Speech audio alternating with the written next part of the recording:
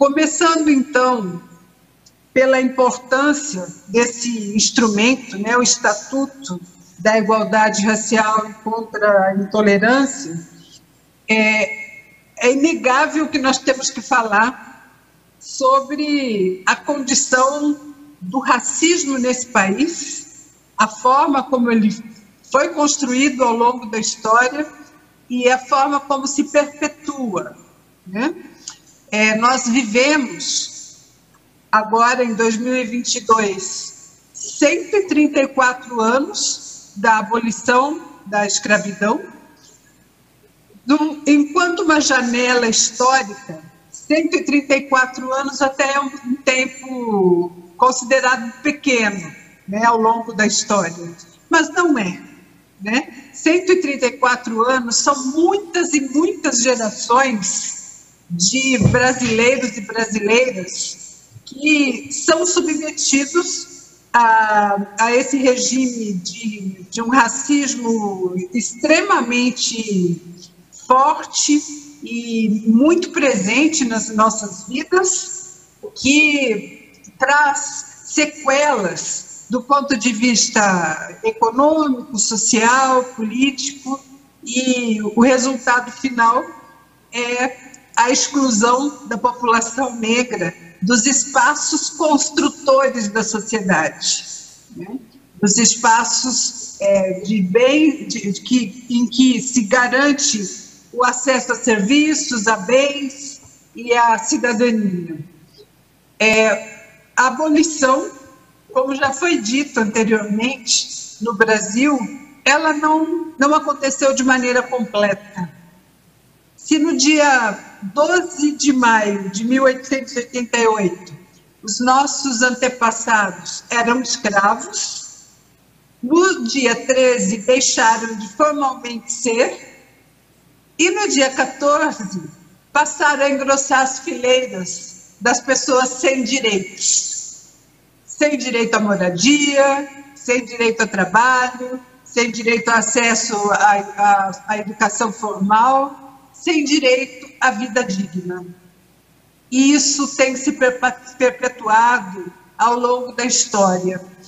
É justamente por isso que é muito importante que nós tenhamos políticas de promoção da igualdade racial sustentada por leis. Do ponto de vista de projeções políticas, lá nos anos 50, já, Florestan Fernandes e Roger Bastide, dois estudiosos da questão racial, diziam que o grande pecado do Brasil, do ponto de vista das relações raciais, é a omissão do Estado em relação às desigualdades criadas na nossa sociedade e também a ausência de políticas públicas. E lá nos anos 50 eles diziam que é extremamente importante que as estruturas governamentais em representação ao Estado reconhecessem a existência das desigualdades raciais, sociais, e aí nós podemos avançar, né, de gênero, as comunidades LGBTQIAP+, e assim por diante, né? Então, os estudos no campo progressista, somando-se à luta do movimento negro historicamente e vice-versa, tem sido bastante contundente na colocação de que com racismo não há democracia e, portanto, com racismo não há construção de vida digna para toda a população, porque o racismo afeta diretamente a vida de negros e negras, de indígenas, mas ele traz resultados negativos e perniciosos para a sociedade como um todo. No período em que fui ministra, eu tive a oportunidade, a partir do governo federal, de acompanhar o desenvolvimento das políticas públicas de igualdade racial nas estruturas do governo federal, mas também em estados e municípios, óbvio, que com limitações, porque esse Brasil é gigante, né? Mas, num todo, é possível dizer a vocês que instrumentos políticos e legais, como o Estatuto da Igualdade Racial, aprovado em âmbito federal nos anos 2000, no ano de 2010, instrumentos como este são extremamente importantes para complementar os ditames que estão na Constituição Federal e tornar mais fortalecido, enquanto um sistema governamental, e mais importante ainda, que sejam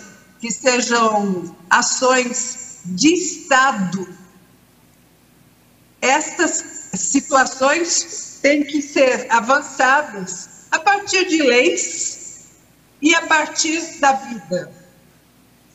Nenhuma lei se faz valer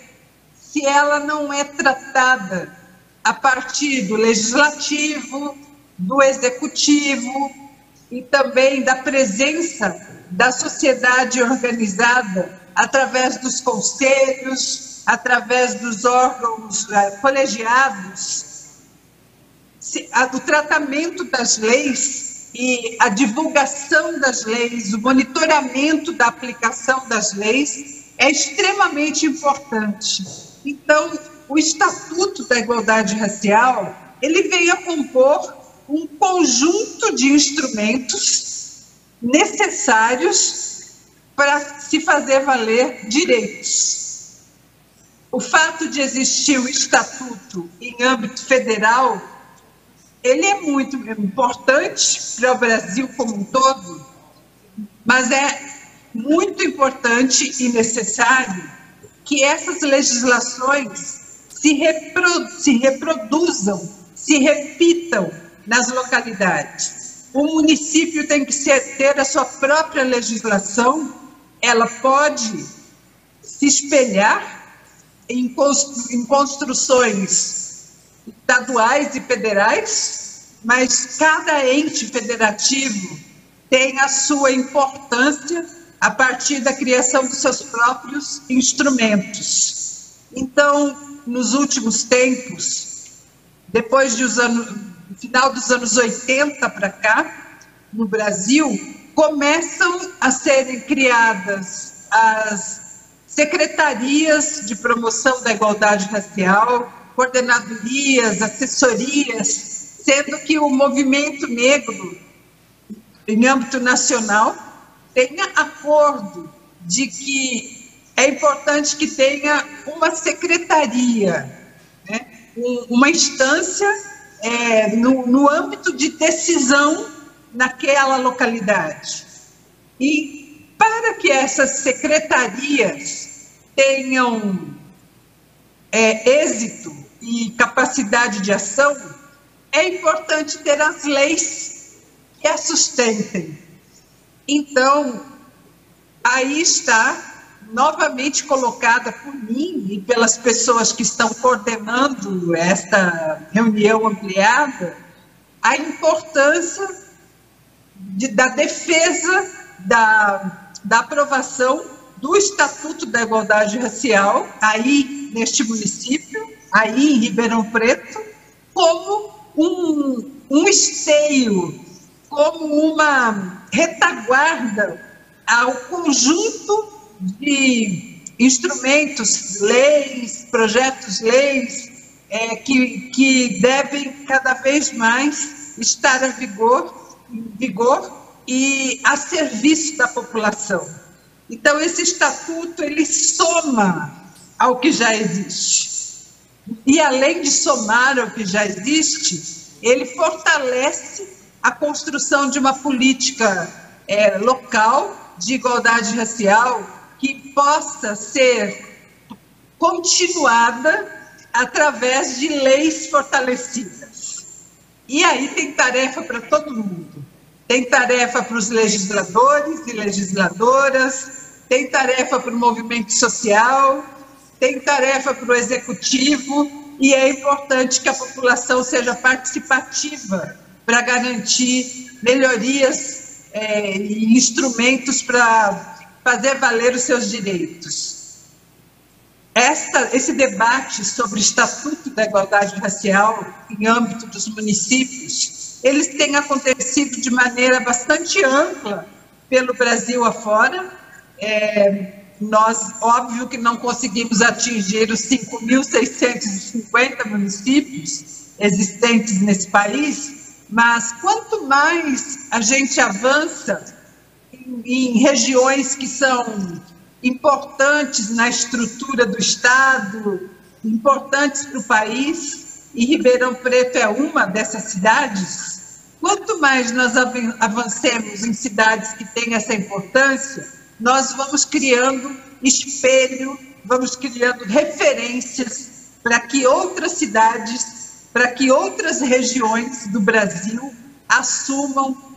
a sua responsabilidade nesse jogo de construção de direitos e de fazer valer as leis que nós, enquanto cidadãos, enquanto cidadãs, e sobretudo a partir da participação nos movimentos sociais, ajudamos a construir. É muito esperado que cidades que tenham